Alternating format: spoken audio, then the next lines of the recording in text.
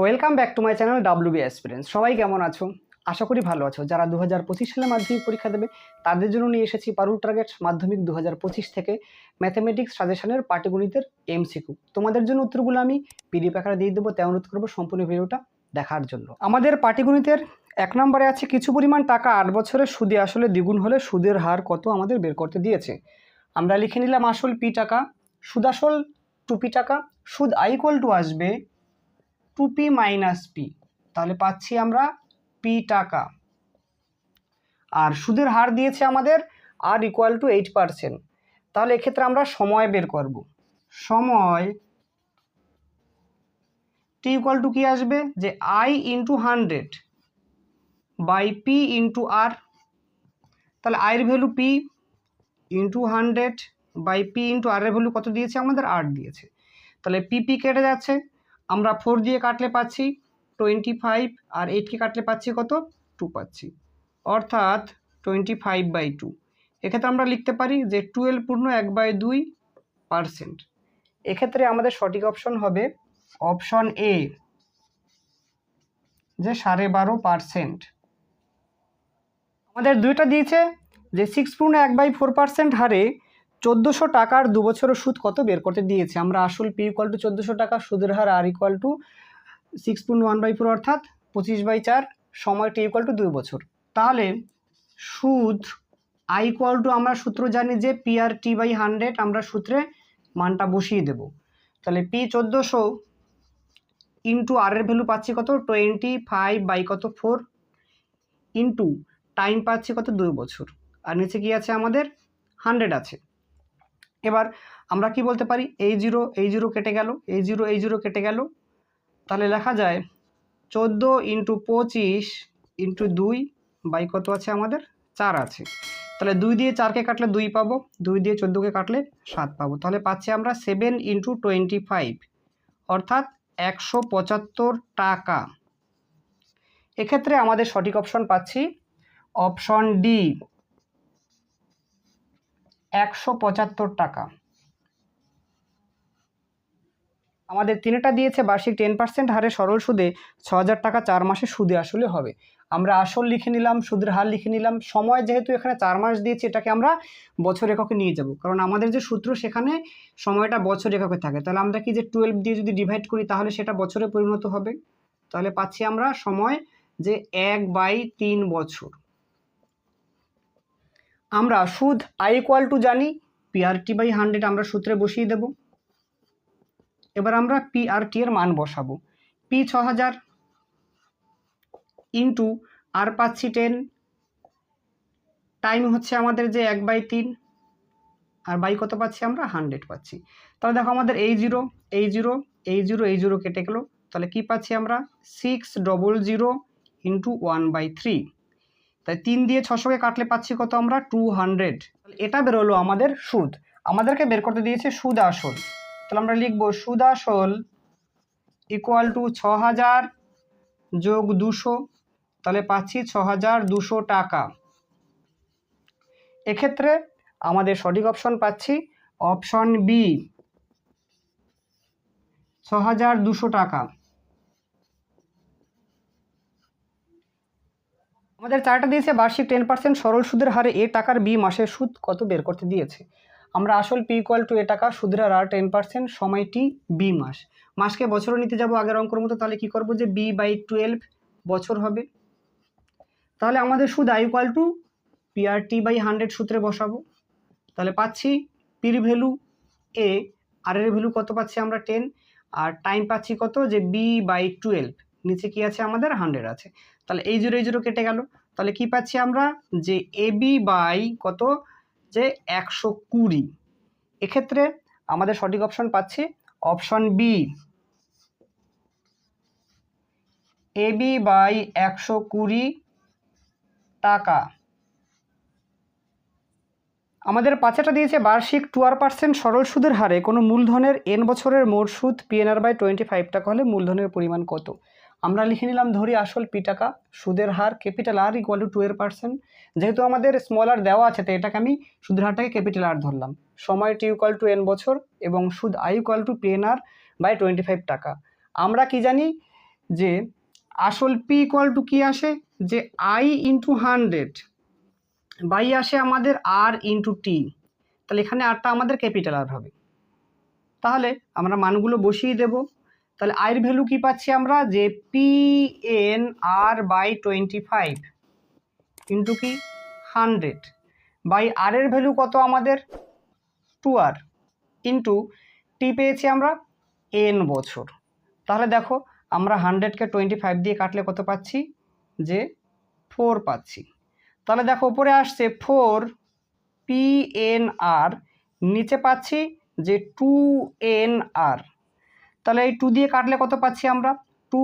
তাহলে এনআর কেটে গেলে কি পড়ে থাকে আমাদের, যে 2p টাকা পড়ে থাকে। এক্ষেত্রে আমাদের সঠিক অপশন পাচ্ছি অপশন এ 2p টাকা। এটা দিয়েছে 5 বছরে মোট সুদ আসলের 1/5% হলে বার্ষিক সরল সুদের হার কত। দেখো আমরা আসল পি টাকা ধরে নিলাম, তাহলে সুদ আই আসবে কত, যে পি ইন্টু 1/5 টাকা। যেহেতু বলাই আছে যে সুদ আসলের 1/5 হবে, সময় টি ইকুয়াল টু 5 বছর, তাহলে সুদের হার আর ইকুয়াল টু কি, দেখো আমরা জানি আই ইন্টু 100 বাই কি আসবে, যে পি ইন্টু টি। তাহলে আয়ের ভ্যালু কত পেয়েছি আমরা, আয়ের ভ্যালু পেয়েছি p/5 ইন্টু 100 বাই আছে কি আমাদের, যে পি ইন্টু টাইম পেয়েছি কত 5 বছর। তা আমরা এই 5 দিয়ে যদি এটাকে কেটে দিই কত পাচ্ছি 20। তাহলে পাচ্ছি আমরা 20p/5p। তাহলে পিপি কেটে গেল, আর 20কে 5 দিয়ে ডিভাইড করলে পাচ্ছি কত আমরা 4। তাহলে আর পাচ্ছি আমরা 4%। এক্ষেত্রে আমাদের সঠিক অপশন পাচ্ছি অপশন এ 4%। আমাদের সাথেরটা আছে 100 টাকা 10% চক্রবৃদ্ধি সুদের হারে 121 টাকা হলে সময় কত বের করতে দিয়েছে। তাহলে আসল পি ইকুয়াল টু 100 টাকা, সমূল চক্রবৃদ্ধি 121 টাকা, আর সুদের হার আর ইকুয়াল টু 10%, সময় ইকুয়াল টু n বছর। তাহলে আমরা বলতে পারি যে প্রশ্ন মতে,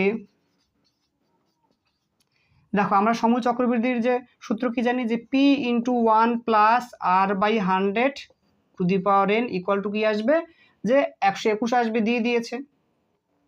পির ভ্যালু কত দিয়েছে আমাদের, যে 100 দিয়েছে। তাহলে 100 ইন্টু 1 প্লাস কত পাচ্ছি, যে 10/100। তাহলে এই জিরো কেটে গেল, উপরে কি আছে আমাদের n ইকুয়াল টু 121। বা এবার এই 100টা আমরা 121-এর নিচে নিয়ে যাব। তাহলে কি থাকছে এখানে, যে 1 plus 1/10 two the power n equal two কত পাচ্ছি, যে 121/100। বা এবার আমরা যদি লসাগু করি কি পাচ্ছি, নিচে 10 আসবে লসাগু, তাহলে উপরে 10 যোগ 1 মাথায় কত আছে n ইকুয়াল টু কত, যে 121/100। তাহলে এবার লেখা যায় যে বা 11/10 two the power n equal two, এটাকে কি লেখা যায়, যে 11/10 মাথায় কি আসবে স্কোয়ার আসবে। তাহলে আমরা কি পাচ্ছি, যে বা n ইকুয়াল টু 2। এক্ষেত্রে আমাদের সঠিক অপশন পাচ্ছি অপশন বি 2 বছর। আমাদের 8টা আছে একটি মেশিনের মূল্য 10% হারে কমতে থাকে, যদি বর্তমান মূল্য 3000 টাকা হয় তবে 2 বছর পর মূল্য হবে। দেখো আমরা মেশিনের বর্তমান মূল্য পি ইকুয়াল টু 3000 টাকা, সময় এন্ড 2 বছর, মূল্য হ্রাসের হার আর ইকুয়াল টু 10%। তাহলে 2 বছর পর মেশিনের মূল্য কত হবে, P into 1 minus R by 100 to the power কি আসবে আমাদের এন আসবে। তাহলে পির ভ্যালু কত দিয়েছে আমাদের 3000। তাহলে 1 মাইনাস কত পাচ্ছি, যে 10/100, সময় যেহেতু 2 বছর, তাহলে এনের জায়গায় আমরা 2 বসাবো। দেখো আমাদের একটা জিরো কেটে গেল, তাহলে কি পাচ্ছি, যে 3000। দেখো এবার যদি আমরা লসাগু করো কত পাবো, নিচে 10 উপরে 10 মাইনাস 1 উপরে স্কোয়ার, তাহলে পাচ্ছি 3000 ইন্টু কি পাবো, যে 9/10 তার স্কোয়ার। তাহলে লিখতে পারি যে 3000 ইন্টু 9 ইন্টু 9 বাই পাচ্ছি যে 10 ইন্টু 10, আমরা দুটো জিরো কেটে দিতে পারি উপর নিচে।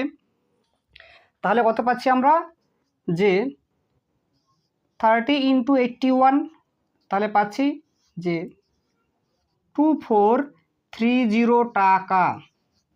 এক্ষেত্রে আমাদের সঠিক অপশন পাচ্ছি আমরা অপশন বি 2430 টাকা। আমাদের 9টা দিয়েছে একটি মেশিনের বর্তমান মূল্য 2p টাকা এবং প্রতি বছর মেশিনটির দাম 2% হ্রাস হলে 2n বছর পরে মেশিনের দাম হবে। তাহলে আমরা লিখে নিলাম বর্তমান মূল্য 2p, মূল্য হ্রাসের হার 2% সময় ইকুয়াল টু 2n বছর। তাহলে 2n বছর পর মূল্য হবে এটা কি যে 2p into 1 minus 2r by 100 to the power কি আসবে 2n টাকা। তাহলে 2 দিয়ে 100 এ কাটলে কত পাচ্ছি আমরা 50 পাচ্ছি। তাহলে বলতে পারি যে 2p into 1 minus r by 50 to the power 2n টাকা। এক্ষেত্রে আমাদের সঠিক অপশন পাচ্ছি option D 2p into 1 minus r by 50 to the power 2n টাকা। আমাদের 10এরটা আছে কোনো আসলের সময় সুদের হার নির্দিষ্ট থাকলে সরল সুদ ও চক্রবৃদ্ধি সুদের মধ্যে কোনটির পরিমাণ বেশি হবে। দেখো সাধারণত 1 বছরের ক্ষেত্রে সরল সুদ এবং চক্রবৃদ্ধি সুদ সমান হয় যদি আসল এবং সুদের হার আর সময় একই থাকে। এছাড়া 1 বছরও যদি বেশি হয় সেক্ষেত্রে কি হবে চক্রবৃদ্ধি সুদের পরিমাণ বেশি হবে। ডিয়ার স্টুডেন্টস, যদি ভিডিওটি ভালো লেগে থাকে অবশ্যই লাইক করবে এবং বন্ধুদের মধ্যেও শেয়ার করবে। আর চ্যানেলটিতে যারা নতুন এখনও সাবস্ক্রাইব করনি তাদেরকে অনুরোধ করবো অবশ্যই সাবস্ক্রাইব করে পাশে থাকবে। সবাই ভালো থাকো, সুস্থ থাকো, দেখা হচ্ছে পরবর্তী ভিডিওতে।